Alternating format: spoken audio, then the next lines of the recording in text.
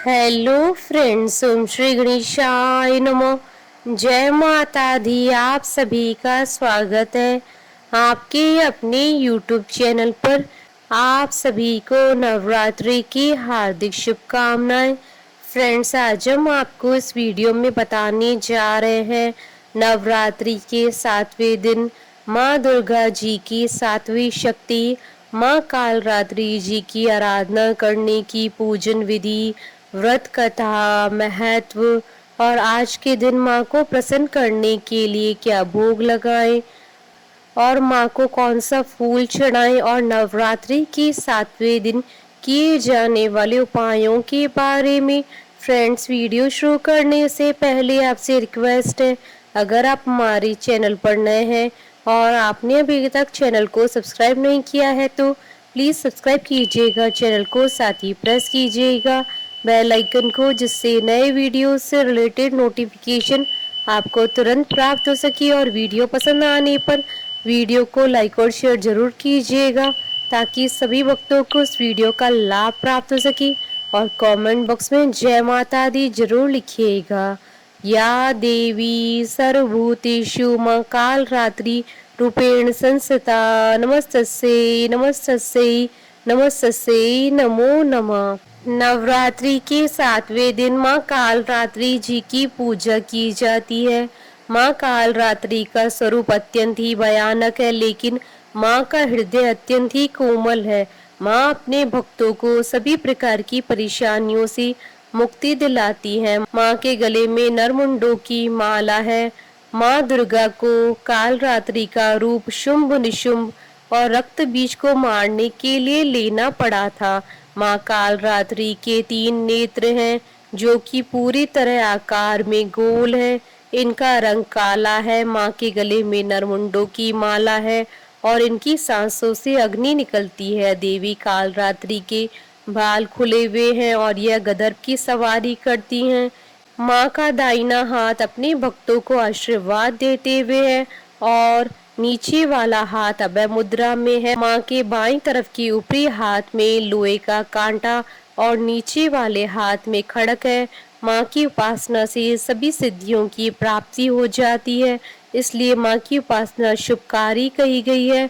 माँ कालरात्रि काल से रक्षा भी करती हैं, इसलिए इनके साधक को अकाल मृत्यु का भय नहीं होता है। माँ कालरात्रि का रूप अत्यंत ही भयानक है, जो दुष्टों के लिए काल का काम करता है और उनके भक्तों के लिए शुभ फल प्रदान करता है। देवी कालरात्रि जी की पूजा करने से भूत प्रेत राक्षस अग्नि भय जल भय जंतु भय शत्रु भय रात्रि भय आदि सब नष्ट हो जाते हैं। अगर किसी की कुंडली में सभी ग्रह खराब हो या फिर अशुभ फल दे रहे हो तो नवरात्र के 7वें दिन उस व्यक्ति को माँ कालरात्रि जी की पूजा अवश्य करनी चाहिए, क्योंकि सभी 9 ग्रह माँ कालरात्रि के अधीन है। माँ कालरात्रि के आशीर्वाद से उनके भक्तों की सभी परेशानियां समाप्त हो जाती हैं। फ्रेंड्स, अब आइए जानते हैं माँ कालरात्रि जी की आराधना करने की पूजा विधि के बारे में। माँ कालरात्रि जी की पूजा नवरात्रि के 7वें दिन की जाती है। इस दिन साधक को ब्रह्म मुहूर्त में उठना चाहिए और स्वच्छ वस्त्र धारण करने चाहिए, क्योंकि माँ कालरात्रि जी की पूजा ब्रह्म मुहूर्त में ही की जाती है। इसके अलावा माँ कालरात्रि की पूजा तांत्रिक आधी रात में करते हैं। इस दिन एक साफ चौकी लें, उस पर गंगा जल छिड़ककर लाल कपड़ा बिछाएं और माँ कालरात्रि की मूर्ति या तस्वीर स्थापित करें। साथ ही कलश की स्थापना करें। यदि आपने पहले ही माँ दुर्गा की स्थापना की है तो आप वहीं पर माँ कालरात्रि के नाम से पूजा कर सकते हैं। इसके बाद माँ कालरात्रि को कुमकुम लाल पुष्प रोली चढ़ाएं। माला के रूप में माँ को नींबुओं की माला पहनाएं और उनके आगे तेल का दीपक जलाकर उनका विधिवत पूजन करें।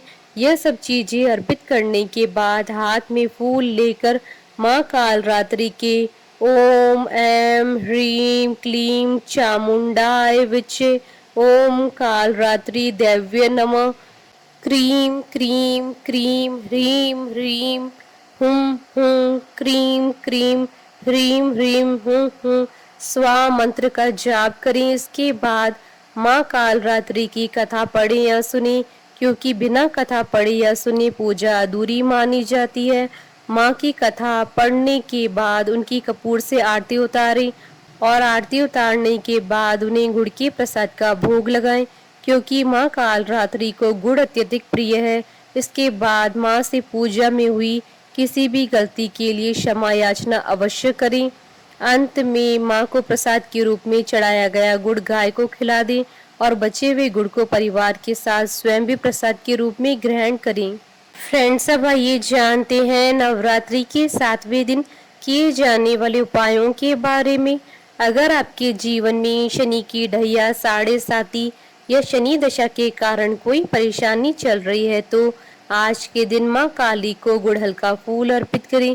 इसके बाद ओम क्रीम कालिकाय नमः मंत्र का जाप करें। इसके बाद शनि की शांति की प्रार्थना करें। इस उपाय को करने से आपको शनि की ढैया, साढ़े साती और बुरी दशा से मुक्ति मिल जाएगी। माँ कालरात्रि की उपासना शनि शांति का अचूक उपाय है। माँ कालरात्रि के प्रसन्न होने पर शनि से जुड़ी हर परेशानी से मुक्ति मिलने के साथ ही आपके विरोधी भी शांत हो जाएंगे। फ्रेंड्स, अब आइए प्रारंभ करें माँ कालरात्रि जी की उत्पत्ति की कथा। पौराणिक कथा के अनुसार एक बार तीनों लोकों में शुंभ, निशुंभ और रक्त बीज तीनों राक्षसों के आतंक से परेशान होकर सभी देवता भगवान शिव जी के पास समस्या के समाधान के लिए पहुंचे। भगवान शिव ने माँ आदिशक्ति से उन तीनों का संहार करके अपने भक्तों की रक्षा के लिए कहा। माता पार्वती ने उन दुष्टों के संहार के लिए माँ दुर्गा का रूप धारण कर लिया।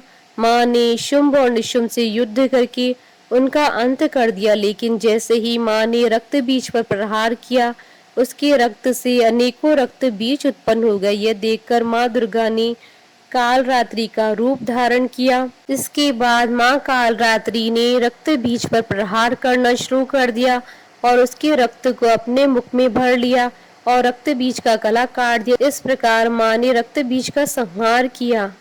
कालरात्रि को माँ काली का ही रूप माना जाता है। काली माँ इस कलयुग में प्रत्यक्ष फल देने वाली है। काली माँ, भैरव तथा हनुमान जी ऐसे देवी व देवता हैं जो शीघ्र ही जागृत होकर अपने भक्त को मनोवांछित फल देते हैं। काली के नाम व रूप अनेक है। इन्हें भद्रकाली, दक्षिण काली, मात्र काली व महाकाली भी कहा जाता है।